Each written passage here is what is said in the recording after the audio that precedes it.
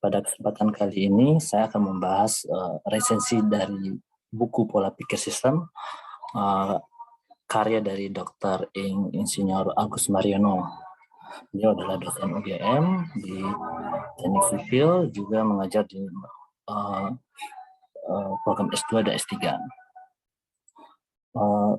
Beberapa hal yang akan dibahas di resensi ini adalah pertama identitas buku, lalu mengenai profil penulis, lalu isi dari resensi buku Pola Pikir Sistem, lalu membahas keunggulan dan kekurangan dari buku, dan terakhir penutup. Seperti yang disebutkan tadi, buku ini berjudul Pola Pikir Sistem. Nama penulis adalah Dr. Insinyur Agus Mariono, penerbitnya Gajah Mada University Press.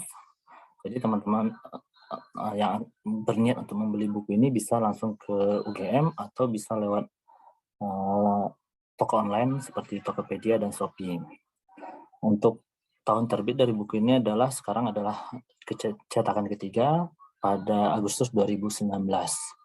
Untuk dimensi dari buku ini berjumlah 145 halaman dengan ukuran 15,5 cm dan 23 cm.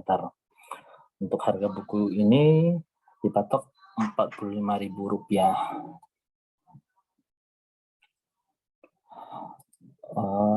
Mengenai dari penulis, nama lengkap dari penulis adalah Agus Mariono, lahir di Sukoharjo pada 3 November 1963.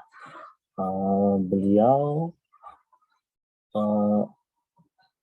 pada tahun 82 beliau menjadi pelajar teladan di SMA Sukoharjo, lalu menempuh pendidikan S1 Teknik Sipil UGM pada tahun 82 sampai 87. Beliau S2 sampai dengan postdoc itu kira-kira dari tahun 93 sampai tahun 2000 beliau menyelesaikan S2 sampai postdoc-nya. Lalu setelah itu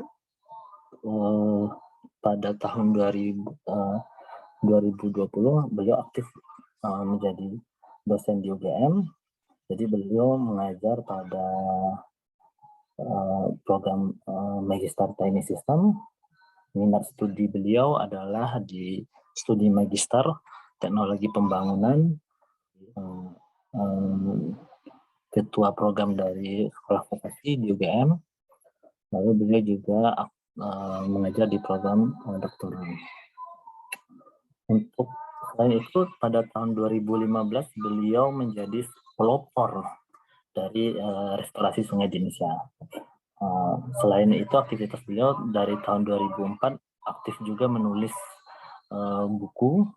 Jadi selain buku Pola Pikir Sistem ini, beliau menulis beberapa buku seperti hidrolik pembangunan sungai, restorasi sungai, memanen air hujan, dan lain-lain. Pada kesempatan kali ini, kita akan masuk kepada sinopsis buku. Jadi buku ini terdiri dari beberapa bab, 5 bab utama. Lalu ada juga di awal ada latar belakang, kata pengantar dan latar belakang. Lalu di akhir ada bab 6 yaitu penutup. Bab pertama itu terkait pola pikir asistemis. Lalu ada pada bab 2 pola pikir sistemis. Pada bab 3 membahas konsep berpikir dan perilaku secara sistemis. Bab 4 pengembangan SDM berpikir dan perilaku secara sistemis. Dan bab 5 pembangunan program S2 dalam konsep kesisteman. Lalu ada bab 6 penutup dan rekomendasi. Yang melatar belakangi menulis buku Pola Pikir Sistem karena masih banyaknya penyelesaian masalah yang tidak diselesaikan secara sistemik. Beberapa masalah yang bisa kita temui yang masih belum dilakukan secara sistemik, misalkan kayak masalah banjir, longsor, masalah pencemaran sungai, masalah kemacetan lalu lintas, masalah pengolahan sampah yang terus-menerus terjadi. Jadi masih sangat langka ya, menurut penulis terapkan pola pikir sistem dalam Sehingga harapan dengan buku ini bisa membentuk pola pikir dari pembaca untuk bergeser dari awalnya pola pikir asistemis menjadi pola pikir sistemis. Pada bab 1, penulis mencoba menjabarkan pola pikir asistemis yang masih terjadi dalam kehidupan sehari-hari. Jadi masih banyak permasalahan yang dihadapi dengan konsep asistemis. Jadi penulis menuliskan beberapa contoh pola pikir asistemis yang masih marak ya digunakan dalam penyelesaian masalah kehidupan sehari. Misalkan pola pikir sektoral, pola pikir temporal, pola pikir pragmatis, insidental, pola pikir visual, dan lain-lain. Jadi pola pikir ini yang masih dipakai dalam menyelesaikan masalah dalam kehidupan sehari-hari. Jadi pada bab ini dibahas cukup komprehensif mengenai pola pikir asistemis yang masih. Lalu pada bab 2, penulis mencoba membuat definisi lebih lengkap mengenai pola pikir sistemik. Jadi di sini terdiri dari beberapa subbab, yaitu ada definisi lengkap pola pikir sistem, ciri sistem, dan struktur sistem. Jadi pada bab ini penulis mencoba menggabungkan semua unsur-unsur unsur-unsur dari sebuah sistem menjadi definisi yang lebih lengkap mengenai pola pikir sistem. Jadi ada beberapa unsur dari sebuah sistem, misalkan sistem itu mempunyai elemen, sistem itu mempunyai hubungan organistik, interaksi, sinergi, integrasi, dan sharing. Lalu sistem mempunyai metabolisme, ada proses, ada input, proses, dan output. Ada sebuah sistem harus juga mempunyai tujuan dan visi. Jadi masing-masing elemen dalam sebuah sistem itu mesti memiliki tujuan yang sama sehingga dia bisa tergabung dalam sistem tersebut. Lalu sama tadi disebutkan bahwa sistem pada bab ini sistem memiliki ciri sistem dan juga struktur.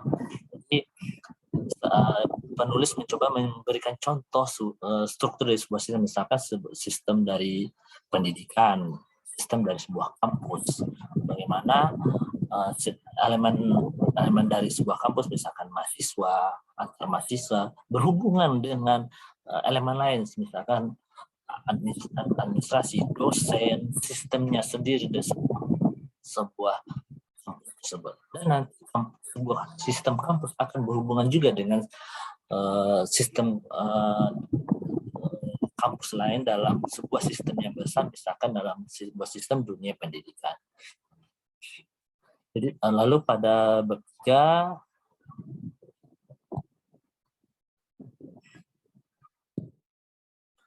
bab 3 ini dibahas mengenai konsep berpikir dan berperilaku secara sistem. Jadi pada bab ini diberikan konsep berpikir dan behavior dari sebuah konsep sistemik. Jadi seperti ada beberapa hal konsep berpikir secara sistemik, ya salah satunya misalkan kayak hubungan sistem input, proses, dan output, lalu ada sistem keseimbangan, dan lain-lain. Pada bab keempat, penulis menulis tentang pengembangan SDM berpikir dan perilaku secara sistemik. Jadi konsep sistemik ini dimulai dari seorang individu. Jadi bagaimana seorang individu bisa berpikir dan berperilaku secara sistemik. Bagaimana seorang individu berpikir dia dalam sebuah sistem, misalkan sistem keluarga, sistem masyarakat, lalu nanti dia akan bisa ke sistem yang lebih besar lagi. Lalu nanti ada juga tentang pengembangan dari seorang anak dan remaja, ada pengembangan berpikir sistemik untuk mahasiswa dan dosen dan untuk masyarakat. Jadi memang nanti masalah sistemik ini bukan masalah sendiri, masalah dia aja, tapi semua orang, semua elemen dalam sistem tersebut. Jadi contoh pada bab ini diberikan kayak suatu studi kasus mengenai contoh konsep sistem itu misalkan dalam sebuah pembangunan pertanian. Karena dalam masalah pertanian itu tidak hanya masalah seorang petani atau insinyur pertanian saja. Banyak hal masalah dalam masalah pertanian, misalkan masalah ekonomi, masalah budaya, masalah lingkungan. Itu bisa juga jadi masalah ahli gizi, ahli peternakan, dan lain-lain. Ada juga contoh pada konsep pembangunan mikrohidro itu banyak multidisiplin bisa terlibat dalam konsep pembangunan dari sebuah mikrohidro. Oke, selanjutnya pada bab 5, penulis mencoba membuat konsep untuk pengembang program S2 dan konsep ekosistem. Karena selama ini sistem pendidikan kita itu masih monodisiplin, misalkan contoh teknik sipil ya teknik sipil saja atau teknik elektro. Jadi penulis mencoba mengembangkan konsep program S2 dengan konsep kesisteman. Jadi suatu masalah atau suatu bagaimana masalah itu dipikirkan secara multidisiplin, interdisiplin. Jadi banyak disiplin yang akan terlibat dalam suatu penjelasan, sehingga penyelesaiannya lebih komprehensif. Jadi pembahasan pada bab ini. Lalu ada bab 6, ada penutup dari rekomendasi dari penulisnya. Baiklah, kita pada tahap selanjutnya, yaitu bagaimana kelebihan buku ini. Kalau menurut saya sendiri, buku ini cukup implementatif untuk kehidupan sehari-hari. Jadi banyak permasalahan dalam kehidupan sehari-hari yang harus diselesaikan secara dengan pola pikir sistem. Buku ini cukup informatif, komunikatif, dan mudah dimengerti. Jadi kata-katanya itu cukup sederhana, bisa dimengerti oleh semua orang, nggak hanya dari background teknik saja, tapi non teknik bisa memahaminya. Konsep dan struktur penyajiannya, jadi dari contoh-contoh pola pikir asistemis yang terjadi dalam kehidupan sehari-hari, lalu bagaimana struktur dari pola pikir sistem itu, lalu bagaimana perilaku pikir sistem, dan membentuk pola pikir sistem dan perilaku sistemik. Untuk kekurangan buku ini cukup tipis untuk topik seperti ini. Lalu mungkin buku ini harus diperbanyak lagi contoh-contoh studi kasus dalam kehidupan sehari yang harus diselesaikan secara sistemik. Kesimpulan dari saya sendiri, setelah membaca dan mereview buku ini, jadi buku ini adalah cara atau konsep baru dalam memandang suatu masalah dari monodisiplin menjadi multidisiplin, dari berpikir dari secara sektoral menjadi multisektor. Banyak permasalahan kehidupan sehari-hari harus yang diselesaikan dengan pola pikir sistem. Jadi bagaimana pola pikir sistem ini sangat bagus dan merupakan salah satu solusi untuk menyelesaikan masalah-masalah besar yang terjadi dalam kehidupan kita sehari-hari. Dari saya sekian, terima kasih atas perhatiannya. Mudah-mudahan berguna bagi saudara-saudara sekalian. Terima kasih. Assalamualaikum warahmatullahi wabarakatuh.